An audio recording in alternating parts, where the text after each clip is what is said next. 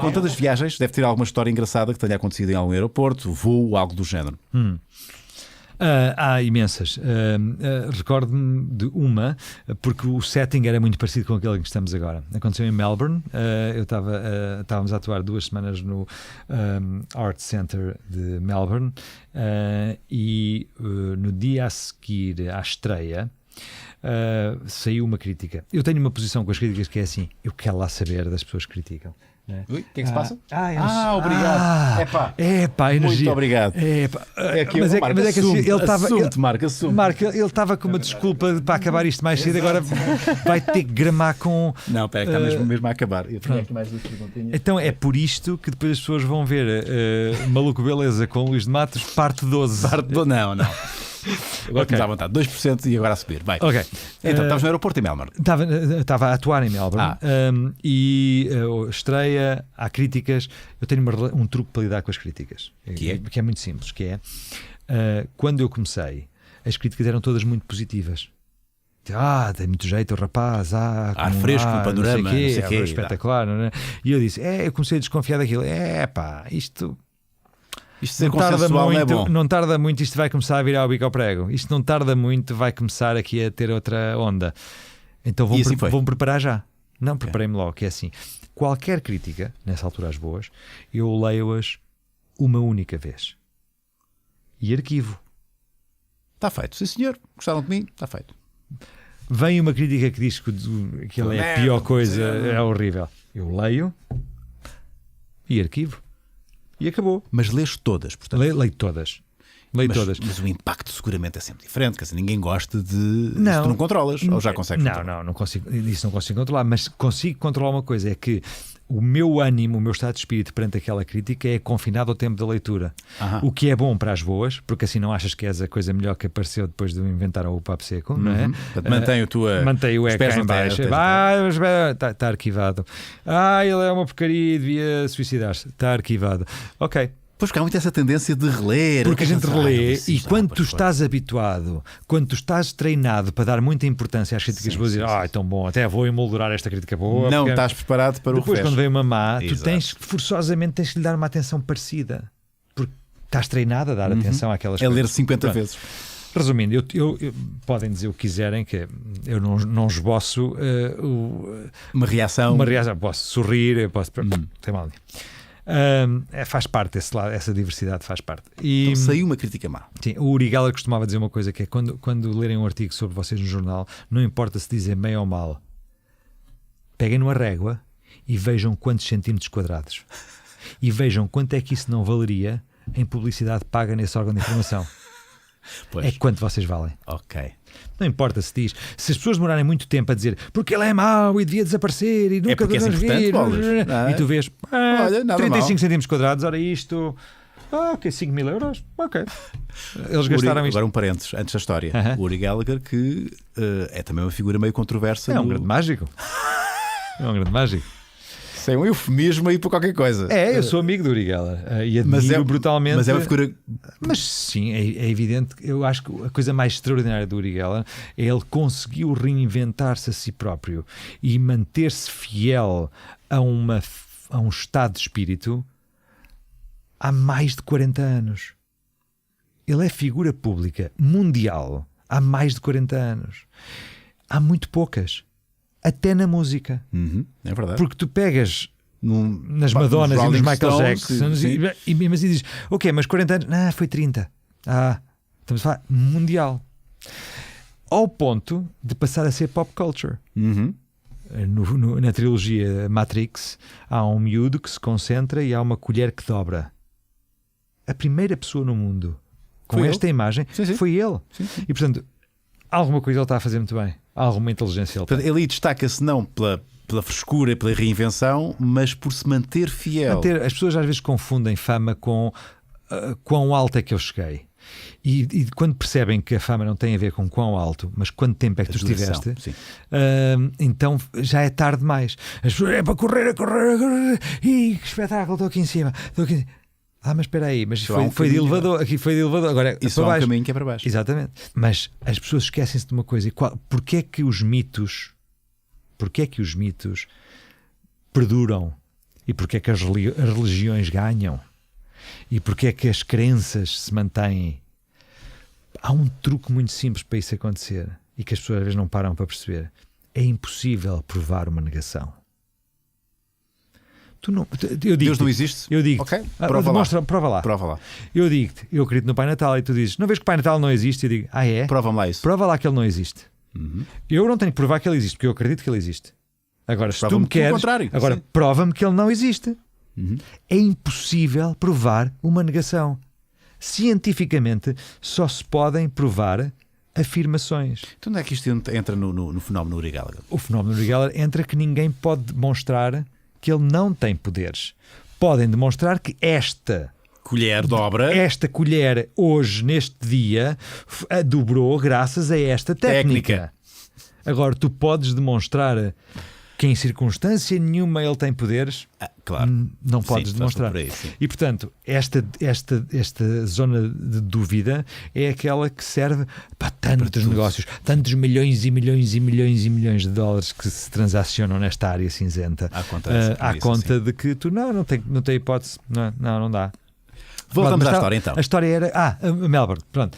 E então há um número que faço também no Caos, que é com Angry Birds, em que os pássaros andam, os Angry Birds andam pela assistência e há umas cartas e há umas coisas, e que é um dos números que é complexo na sua execução e de segredo truque, bastante arrevesado e em várias camadas. Ou seja, é muito difícil penetrar no seu segredo e penetrar ao longo de todas as camadas. Tu poderias descobrir uma faceta ou outra faceta, mas é muito difícil. Até mesmo mágicos. Hoje já não, porque eu partilhei o segredo e publiquei-o, o modus operandi, numa das Essential Magic Conferences. Mas até o ter publicado, houve mágicos que tiveram a humildade suficiente de dizer, eu fui ver, eu não faço a mínima ideia como é que aquilo é feito. O que é um grande elogio para ti. O que é um grande elogio, não é uma coisa que eu procuro, porque não valorizo provavelmente as opiniões de colegas, valorizo. Mas dizer, é o maior elogio que um colega pode. Mas é, com certeza. Não faço ideia como é que tu fazes. Não é o meu motivo, eu não crio ilusões para que elas sejam enganem mágicos. Há mágicos que sim. Esse não é o meu trabalho, não é a minha. Eu trabalho para o público final. Os músicos não compõem músicas para que os outros músicos ouçam. Eles podem ouvi-las. Sim, mas ter um par a dizer isto é como um músico dizer, olha, não faço, como é que tu fazes isto? Exatamente. Como é que tu tocas guitarra desta maneira? Exatamente. Pronto. Ora, o que é que acontece? Este número em especial, e que eu tenho alguma proteção, não é? E tenho algum orgulho, uma das críticas que sai no dia seguinte é dizer que não, e há aquele número que o português fez que, com os pássaros na ausência, que é não só infantil, mas de solução óbvia. Tudo aquilo que o mágico gostaria de ouvir. Perdão. O teu menino. Perdão, este gajo é parvo, não é? Eu sei que ele só pode ser parvo, não é? Porque nem que ele fosse. Até eu tive alguns profissionais muito conhecedores e que eu admiro e a quem recorro às vezes para deslindar a outras situações, a dizer, não faço a mínima ideia. Isto é muito do outro mundo. E vem-me este atrasado mental. Ainda por cima eu googlei o menino. Sim, e o menino era recém-chegado à crítica do teatro e vinha do mundo do desporto. Muito bem. Dizia, olha o cromo. Mais do que abalizado para falar sobre exatamente. Olha o cromo. Olha que esta coisa, a ignorância é tão arrogante. Não é? E tive um programa de rádio, o programa mais ouvido em Melbourne. Eu vinha quentíssimo. Tu não puseste o arquivo. Não consegui. Não pus. Eu vinha, como falar aqui, dizia, mas isto que é atrasado mental. Olha que grande besta. E então estamos no ar, estamos em direto. E eu digo assim: olha, na rádio comercial lá do sítio. Na rádio comercial lá do sítio. É o programa que existe há 20 e tal anos. É o top de audiências. Pronto, e eu digo, olha, eu quero aqui. A crítica tem sido muito boa, menos de um senhor que eu considero um atrasado mental, que é o senhor não sei o que hoje e disse, eu quero publicamente dizer que se este senhor de facto acha que o número não só é infantil como de explicação óbvia, se ele vier publicamente explicar como é que eu fiz, eu digo aqui que lhe pago $1 milhão. Ui. Isto foi música para os ouvidos do locutor. Arrependeste logo a seguir ter dito isso. Houve. Não imaginas. Não imagino. E ainda por cima, ele não só pegou naquilo, como repetiu aquilo ao longo do programa, como depois eles fizeram aquele leitmotiv durante a semana. eu estava em pânico. Porque claramente o parvo tinha sido eu em deixar-me levar pelo engodo daquela parvoeira. E com esse engodo, tontinho eu, tinha dito uma barbaridade, que era oferecer um dinheiro que não tinha e que certamente o palhaço não mereceria nem que descobrisse. Pronto. Epá, e passei ali uma semana um bocadinho... Como é que isso... O senhor nunca chegou à frente, a coisa morreu. Pronto. Mas olha, podia ter corrido para ti. É 1 milhão. Espera aí que eu vou fazer aqui uns telefonemas. 250 para este, 200 para ali, ainda ficam 100 mil ou 200 mil. E, portanto, foi uma coisa... foi a única vez que eu caí num engodo desses. Nunca mais. Portanto, agora preciso passar mais 30 anos até cair outra vez. Tenho mais 2, estive aqui já a ver, e há aqui 2 ou 3 perguntas que eu gostaria de fazer. Aliás, que os patrões gostariam de ouvir as respostas. José Timóteo, boas.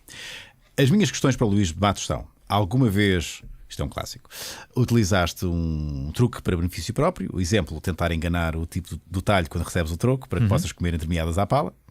Alguma vez fizeste uso da tua arte para conseguir sacar uma miúda? Exemplo, sacar de um coelho das cuecas e dizer: olha, ainda nem viste o amigo dele que tenho aqui.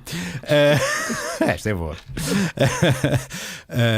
Responde-me então a estas. Ok, nunca utilizei de forma nenhuma que pudesse, em termos de descrição, por mais imaginativa que fosse, concorrer com essas 2 situações que eu acho brilhantes, quer a da entremeada, quer a do coelho. Portanto, vamos deixar assim.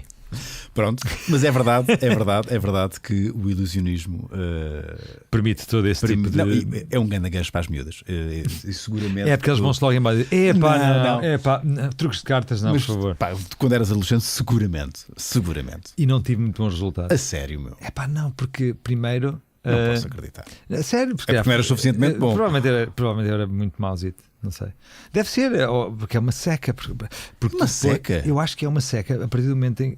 Normalmente os amigos dos mágicos, isto eu ouvi, e por isso fiz tudo para que os meus não se queixassem do mesmo, queixam-se sempre de que está sempre a fazer truques e depois tem um problema. São os testers, não é? São os testes, ainda por cima é mau. Porquê? Porque usam-nos como teste, o que quer dizer que vem aquilo de uma forma muito ainda... primitiva. Sim, muito primitiva, sim. E portanto não é provavelmente muito extraordinário. Não, mas tinha já aqueles truques básicos de bar, não é? Do elástico. Isso impressiona qualquer. E depois daí até o elástico. Olha, perdi o elástico. Onde é que está o elástico? Lá tem que achar o elástico. Existem inúmeras formas. Eu não podia ser ilusionista. Eu não podia ser nem hipnotizador nem ilusionista, porque ia usar isso a benefício próprio. Há histórias de que ambos os tentaram fazer, tanto um como outro. Não tenho dúvidas nenhumas. Sem escrúpulos, não tinha escrúpulos nenhuns. Olha só, estás a sentir muito, estás com muito calor, vais te despir. Olha só o que é que eu tenho aqui na cartola. Eu não posso pensar nisto. Pedro Vera Cruz, boas, Lorde e Luís. Que truque foi esse que fez o Luís de Matos ter desaparecido da televisão e do panorama nacional? Tu já respondeste a isto. Sim, não, é assim, se me acompanharem no Facebook, volto a dizer, é facebook.com/Luís de Matos Mágico. Se me acompanhar no Facebook ou no Instagram ou no Twitter, vão perceber que ao longo dos últimos 4, 5 anos eu tenho estado dos 365 dias, e isto não é como aquilo é tudo, são coisas diárias. As pessoas vão perceber que eu estive provavelmente num ano de 265 dias, terei estado 30 dias em Portugal, 40 dias em Portugal no máximo no ano inteiro. Precisamente por isso, porque temos estado em digressão com o espetáculo de Illusionists, porque levámos o caos, tivemos há 2 anos, estreámos o caos na Gran Via, em Madrid. Acho que foi o primeiro espetáculo português que alguma vez esteve no centro de Madrid. Num teatro próprio, no Teatro da Gran Via, um dos mais importantes. O ano passado foi o West End. Este ano vamos retomar o lado internacional com a digressão europeia e Moscovo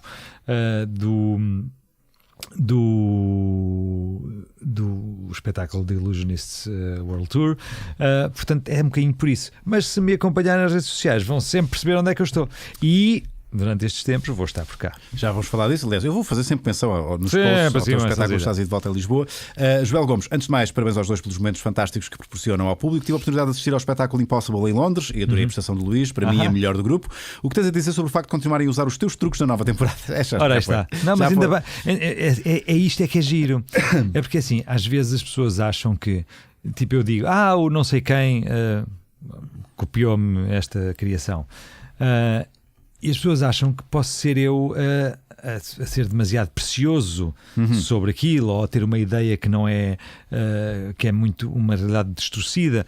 Mas não, eu sei das coisas porque me vêm dizer quando me telefonam promotores de espetáculos cá em Portugal, ou pessoas que organizam espetáculos, dizem: teve aqui aquele e fez os teus truques, pá, o que é que se passa? Isto é normal assim? Ou como ele, que foi ver o Impossible ano passado e diz: olha, continuam a fazer este ano, e sabe que é meu. Porque quando eles me contrataram precisamente porque eu fazia o que fazia, não é?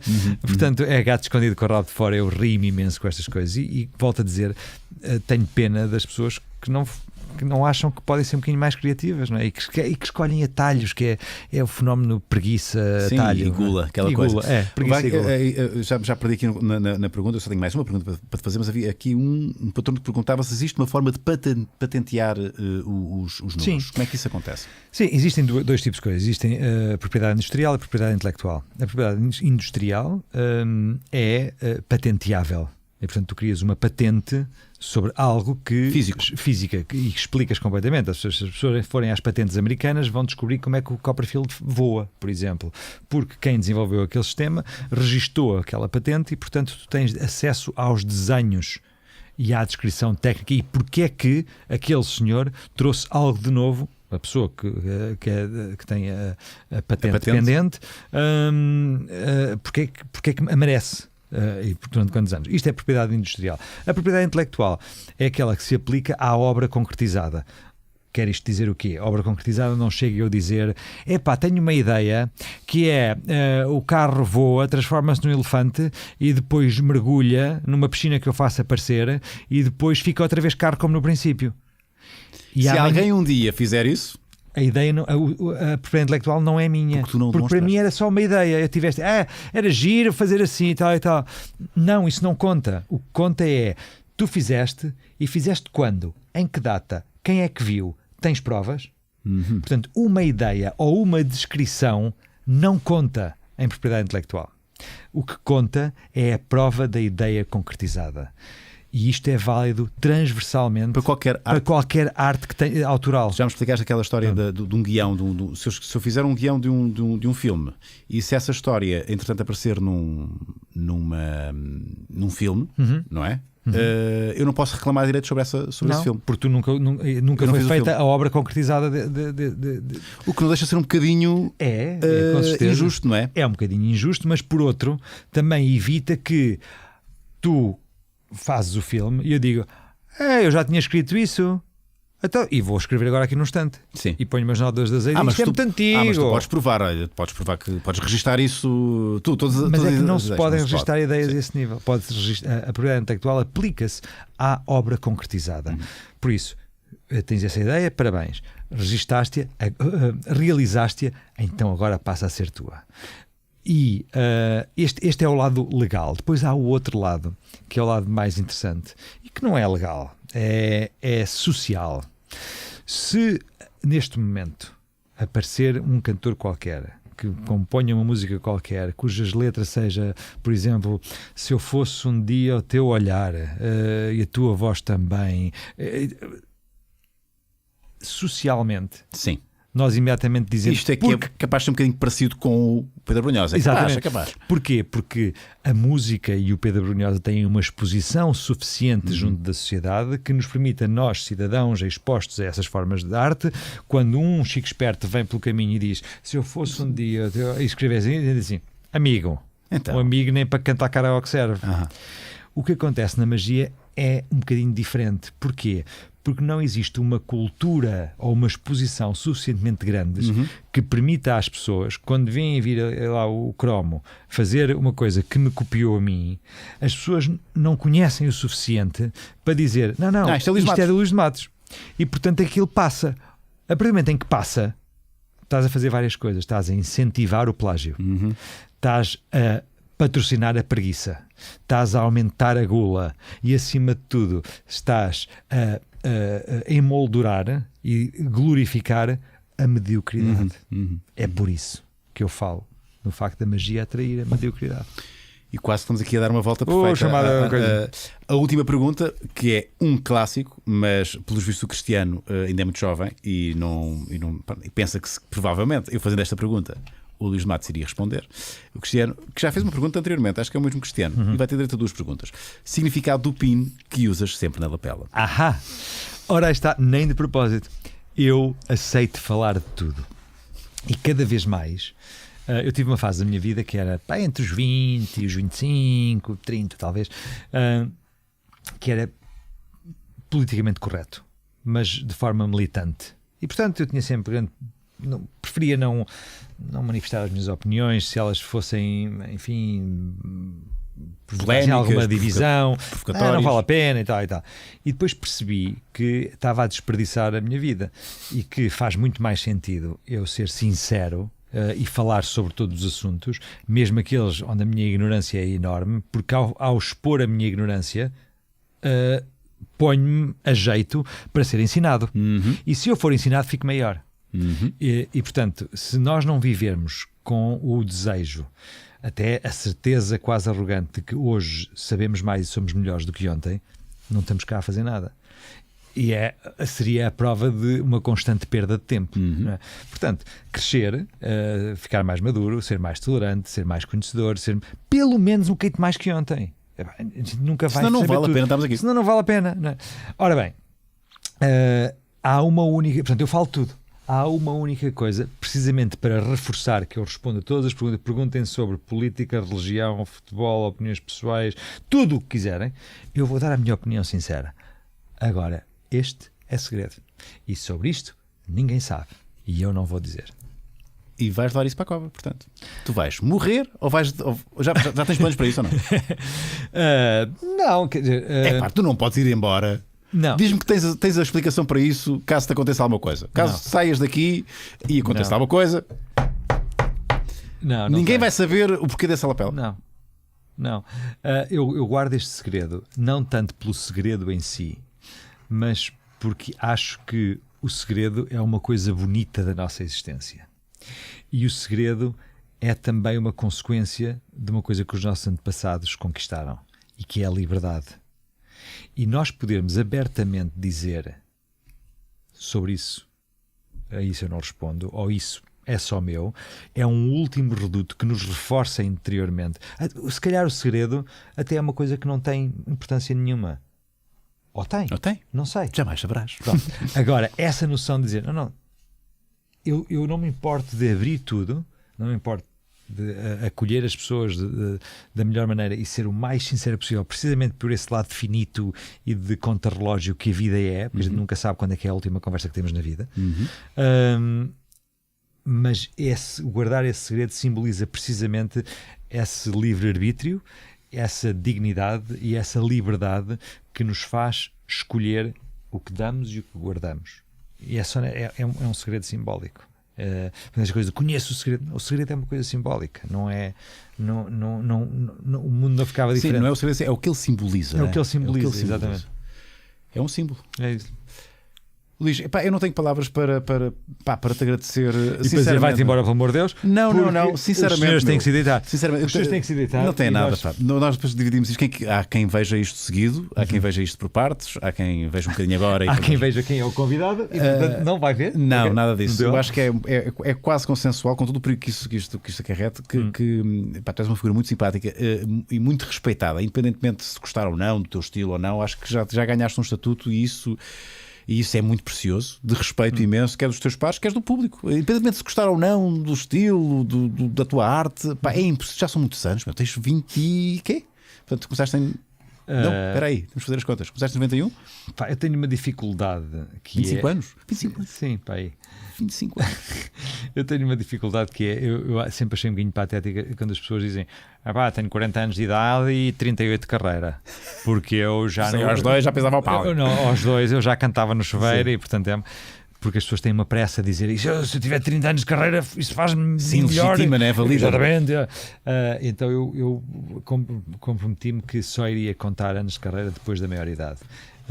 apesar de eu fazer espetáculos desde os 9 anos de idade. Sim. Mas não era profissional. O que é que eu sabia com 9 ou 10 anos? Mas como a gente tem que começar a contar em algum sítio, pronto, começa a contar aos 18, aos 21. Mas aquilo que já fizeste nacionalmente e internacionalmente, e eu próprio não tenho ideia, tenho apenas uma projeção. Eu acho que há uma coisa que mantém na nossa área, e é igual na tua, uma frescura que pode ser para as pessoas surpreendente.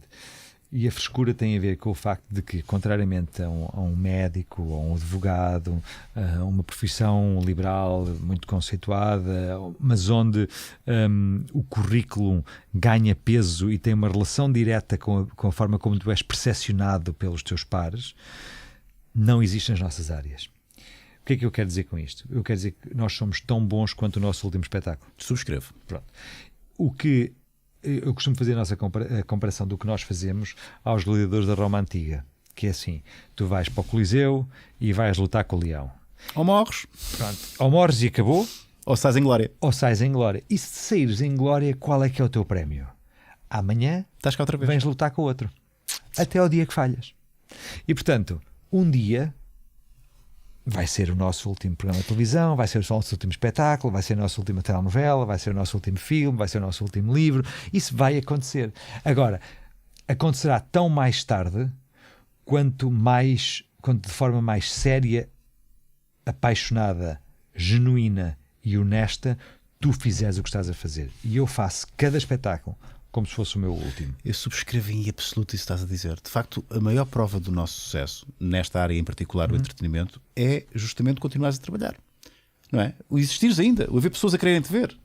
É tão simples quanto isso. Pode parecer um enorme lugar comum, mas exprimido é isto. Sim. É isto. Porque o sucesso não é o dinheiro que ganhas, não é os contratos milionários. Não as pessoas esquecem-se que nós lutamos de facto por uma sobrevivência.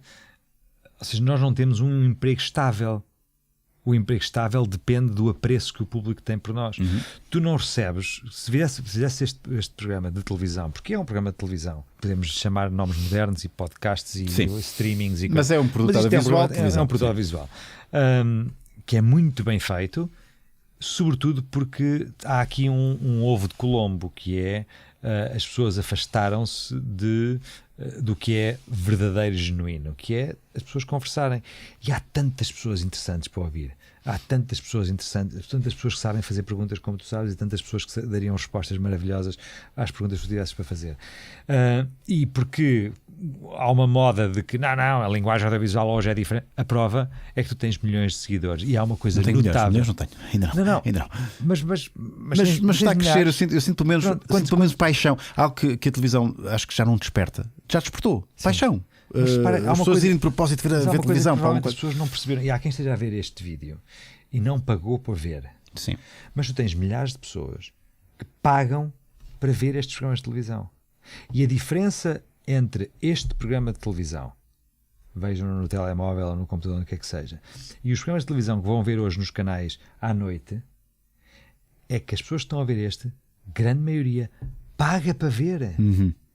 E esse sentido de responsabilidade e de ligação direta com o público é uma coisa que as televisões generalistas hoje não têm. As pessoas não pagam para ver ninguém em especial. Pagam pelo serviço Netflix, ou pagam na conta de eletricidade para a RTP, ou pagam para ter 200 canais. Agora sim, as pessoas que são patronos e que te dão 1 euro, ou 5 euros, ou 10 euros, ou 25, ou o que é que seja que dão por mês, é porque querem o teu programa. Nem é o teu canal, é o teu programa. É por isso que eu os valorizo tanto. Exatamente. E agradeço imenso, não só a fidelidade, mas uma coisa que era muito interessante é as pessoas que eventualmente estão a ver este programa e não são patronos, quer que isto dizer, não pagam 1 euro por mês para ver isto. Se gostaram desta conversa, incentivem-na e paguem 1 euro por mês. É menos do que um café. Quer dizer, isto por ti é fixe. Não, mas é verdade. Quando digo isto, parece que estou a me indicar. Não, mas é verdade, porque é assim, ter este formato, ter este estúdio, ter estas câmaras, ter estas coisas, e não, isto é quase fazer magia de rua, que é, tu vais fazer magia de rua e tens que esperar pelo chapéu no final para perceber se foste bom ou mau, não é? Enquanto que tu fazes um programa numa televisão jornalista ou fazes um filme e não estás a receber o teu cachê, ou fazes uma peça a receber o teu cachê, e não estás preocupado com porque é garantido, essa não é? medição. É garantido. Tu não, tu cada vez que vens trabalhar para aqui é como o malabarista que está a fazer malabares. Nunca tinha pensado nisso. Mas é verdade, é exatamente igual ao indivíduo que está a fazer no Marquês de Pombal quando o semáforo fica vermelho. É a mesma coisa. Tu primeiro fazes e se fores bom, eles vão-te dar €1 por mês. Portanto, ele faz. O problema é que a maior parte das pessoas que param no semáforo não dá dinheiro. É verdade. E a maior parte das pessoas que te vê a ti também não dá dinheiro. Não, e a questão é que ainda continua isto é giro, porque isto agora a conversa prolongava-se, mas a questão é que na internet as pessoas estão aqui, ok, podem levar comigo, mas têm sempre a opção de se ir embora, não é? Se a conversa não é interessante, olha, vou ver gatinhos no YouTube. No semáforo eu tenho a opção, olha, eu não escolhi estar aqui parado, não? Eu tenho que estar aqui parado e tenho que levar com o. Quer dizer, sim, posso mas olhar e não olhar. olhas para o telemóvel sim, ou conversas. Mas há pessoas que ficam ali entretidas e gostaram daquele minutinho e meio de espetáculo e depois não são e depois capazes não pagam nada. Depois não, e se nós às vezes. É uma questão de pensar que é o que é melhor? É nós criarmos mecanismos na sociedade em que cada um vai mostrando o que faz bem e com paixão e a sociedade se encarrega de os premiar, ou vamos ignorar as pessoas que fazem isso e levar aquelas por instinto de sobrevivência para alimentar a família dos filhos, tenham que fazer coisas menos artísticas e se calhar mais ilícitas, não é? E se nós premiássemos as pessoas dessa maneira, eu acho que haveria muito mais projetos magníficos como este. E sobretudo para um país, eu agora falo em causa própria, mas agora tu é que puxaste este assunto, sobretudo num país como o nosso. Não é? Sim. Pá, que nós somos tão poucos. Eu não quero estar aqui a fazer o autoelogio, mas é verdade. Vamos lá valorizar as pessoas que nós somos poucos. Os que querem fazer alguma coisa diferente deveriam ser apoiados, valorizados, instigados a continuar. Se gostarem do maluco, e se puderem, tudo bem. Se não gostarem, eu também não fico chateado. Eu não fico, em relação às críticas, estou um bocadinho como tu, percebes? Eu não levo a mal. Eu prefiro 1000 vezes alguém dizer ir ao meu Facebook e dizer: olha, não gosto do teu trabalho. Prefiro 1000 vezes isso do que alguém dizer que eu estou a aproveitar-me das pessoas ou que estou a enganar as pessoas a pedir dinheiro. O trabalho é honesto, estou a fazer isto com toda a honestidade, com toda a paixão. Ou gostas ou não gostas. E eu acho que devo, obviamente, pelo menos não perder dinheiro com isto, e pagar às pessoas que têm a minha equipa, a vasta equipa, que é o Marco Almeida. Mas agora, as pessoas não gostarem, eu não levo absolutamente nada a mal. Tudo bem, nada. Agora se gostarem, apoiem. Como quem apoia um artista de rua ou como quem paga uma subscrição ou paga uma ida ao teatro, nós pagamos tantas coisas hoje em dia, algumas quais nem sequer sabemos. Sim. Coisas que pagamos e que nos tiram sem nós sabermos, ao abrigo de um sistema ou de um sistema de governo que supostamente olha por nós e que afinal não olha, porque já nem há Serviço Nacional de Saúde, já nem há educação. Isto era outro podcast em que não. Mas é Luís, verdade, tens que voltar cá. Isso é uma coisa que me preocupa e que é de facto uma vergonha. É a agenda dos políticos. Quero que te comprometas comigo com uma coisa. Yes. Porque eu gosto bem de ti.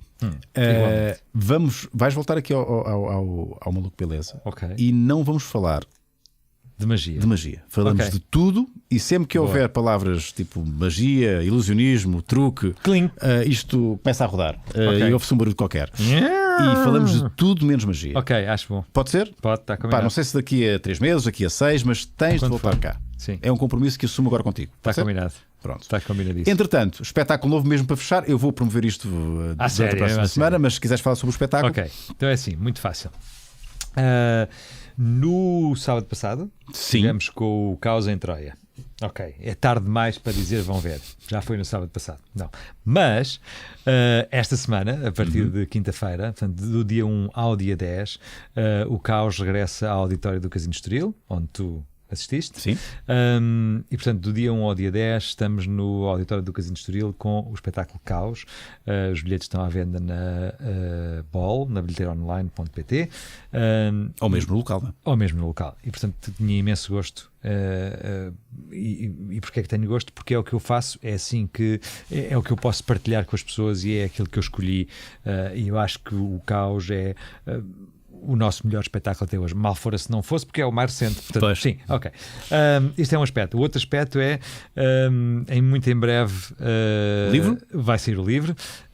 Chama-se Livro dos Segredos. É o livro que eu gostava de poder ter comprado. É o livro que eu aconselho às pessoas que queiram saber um bocadinho sobre a magia.